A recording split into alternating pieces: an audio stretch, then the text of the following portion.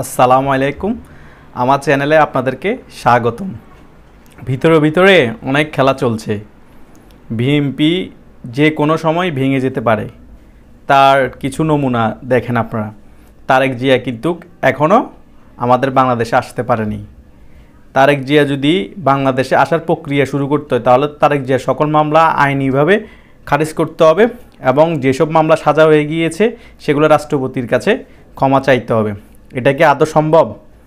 এই সময়ে আমার থেকে তো সম্ভব মনে হয় না। আপনারাই বলেন যে সম্ভব কি না। তারপরে আপনার খালেদা জিয়া সাবেক প্রধানমন্ত্রী, তিনি মারা যাচ্ছে। আওয়ামী লীগ যখন ওনাকে জেলে রেখেছে, অবস্থা খারাপ, বিদেশ যাইতেই হবে, কিন্তু আওয়ামী লীগের পতন হওয়ার পর উনি এখনও বিদেশ যাচ্ছে না কেন? এখন তিনি আগের থেকে সুস্থ কেন? উনি তো এখন বিদেশ থেকে ঘুরে আসতে পারে। এখন তো বিএনপির খুব সুসময়, কিন্তু উনি বিদেশ যাচ্ছে না। তার কারণ হচ্ছে বেগম খালেদা জিয়া যদি এখন বিদেশ ভ্রমণ করে চিকিৎসার জন্য, তিনি আর দেশে ফিরতে পারবে না। তো এখন দলের ভাইস চেয়ারম্যান দেশে নাই এবং যে এখন চেয়ারম্যান আছে তিনিও যদি বিদেশ চলে যান, তাহলে দলটা চালাবে কে? মির্জা ফখরুলের এখন অনেক বয়স হয়েছে, তার কমান্ড অনেকজনে মানতেছে না, বিতর্কতভাবে অনেক প্রবলেম হচ্ছে। আবার আপনারা একটা জিনিস খেয়াল করেন, 111-এর টাইমে আব্দুল মান্নান ভূঁইয়া কিন্তু বিএনপিকে ভেঙে দেওয়ার চেষ্টা করেছিল, পুরোপুরি সফল হয়ে যাচ্ছে। সেখানে যদি আপনার মেজর হান্নান শাহ, তারপরে গয়েশ্বরচন্দ্র রায় যদি সিস্টেমেটিকভাবে দলটাকে আঁকড়ে না ধরতো, তাহলে সিস্টেমেটিকভাবে দলটা কিন্তু ভেঙে যায় বিএনপি। এই মেজর হান্নান শাহ, তারপর আপনার গয়েশ্বরচন্দ্র অনেক অবদান আছে এই দলটাকে টিকিয়ে রাখার জন্য 111-এর টাইমে। এখনও সেম একটা প্রক্রিয়া চলতেছে বিএনপি ভাঙার জন্য। কারণ এখন যে সরকার আছে সে সরকারে অনেক বিএনপির লোক আপনার বসিয়ে দিয়েছে। তারা কিন্তু ক্ষমতার মজা অনেক বছর পরে পাচ্ছে, তাদের অনেক ভালো লাগতেছে। এই ইউনূস সরকার যদি বিতর্কিতভাবে একটা রাজনৈতিক দল গঠন করে, তখন তারা এই -2 ফর্মুলাতে চলে যাবে। তো -2 ফর্মুলাতে যখন চলে যাবে, তখন অনেক আপনার বিএনপির দলের অনেকজন এই নতুন দলটাতে যুক্ত হবে। কেন যুক্ত হবে? কারণ তারা 17 থেকে 18 বছর ক্ষমতা থেকে দূরে, তাদের ক্ষমতার এখন লোভটা আছেই। আর তাদের মধ্যে অনেকের বয়স হয়ে গিয়েছে, তারা আর বাঁচবে কয়দিন?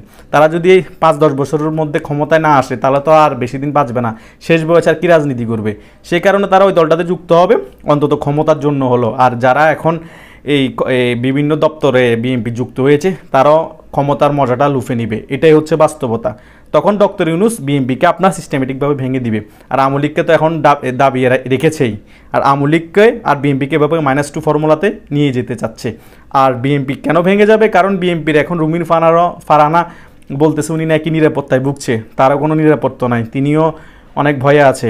আবার মেজর হাফিজ আগে বিএনপি থেকে বেইমানি করেছে, তারও প্রমাণ আছে। এখন আবার বিএনপিতে সংযুক্ত হয়েছে।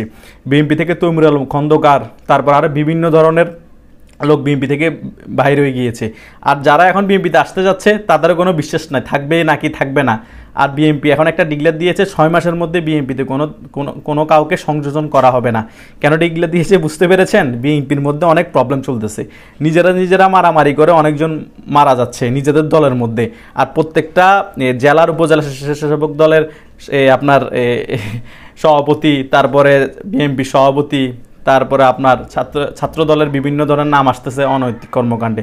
ওদের এটা দিয়েও ইমেজ খারাপ হচ্ছে, বিভিন্ন সংবাদ মাধ্যমে এগুলো ফলাভাবে প্রচার হচ্ছে বিএনপির অবস্থা। সে কারণে খুব টালমাটাল, কারণ তারা সামনে নির্বাচন করবে, যে তাদের কোনো কলেজের মধ্যে ছাত্র কমিটি নেই। আর ছাত্রদের রাজনীতি যদি কোনো কলেজে তাদের নিয়ন্ত্রণ না থাকে, তাহলে তো সমস্যা।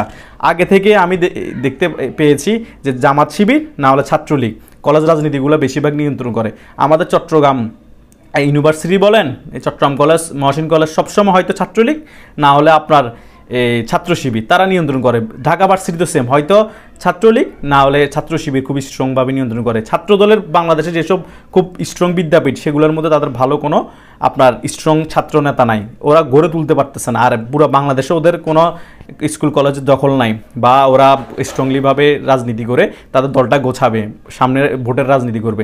তাদের এমনি জনসমর্থন হালকা পাতলা খারাপ না আছে, কিন্তু ওই জনসমর্থনগুলো রাজপথে নেমে আপনার নির্বাচন মাঠ দখল করবো, ওই প্রক্রিয়াতে নাই। সে কারণে তাদের দলটা ভেঙে ফেলা খুব সোজা হবে আওয়ামী লীগ থেকে।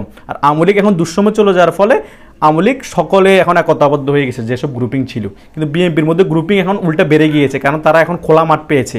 কারণ অনেক বছর তারা বন্দির মতো ছিল, এখন খোলা মাঠ পেয়েছে, কী করবে না করবে বুঝতে পারতেছে না। আর তাদের মধ্যে ছাত্র জনসংখ্যাগুলো খুব কম, স্কুল কলেজে অনেক ওদের সমর্থন কম। কেন? কারণ তারা 17 বছর আপনার ক্ষমতা ছিল না, এর ফলে আপনার বিভিন্ন স্কুল কলেজ যেগুলোতে আছে কমিটি দিতে পারে নাই, ওদের সমর্থন এখানে কমে গিয়েছে। এখন ওই সমর্থনগুলো কিছু জামাত শিবিরে আছে আর কিছু আপনার আওয়ামী লীগে চলে গিয়েছে, তারা ছাত্রলীগ করে। তো সেদিক দিয়েও বিএনপি পিছনে আছে, তাই বিএনপি ভেঙে যাওয়ার সম্ভাবনা খুবই বেশি।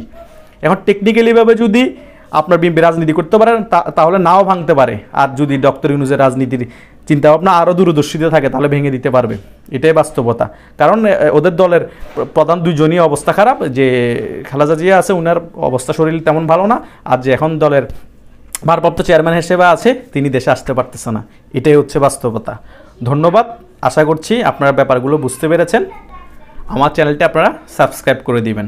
আসসালামু আলাইকুম।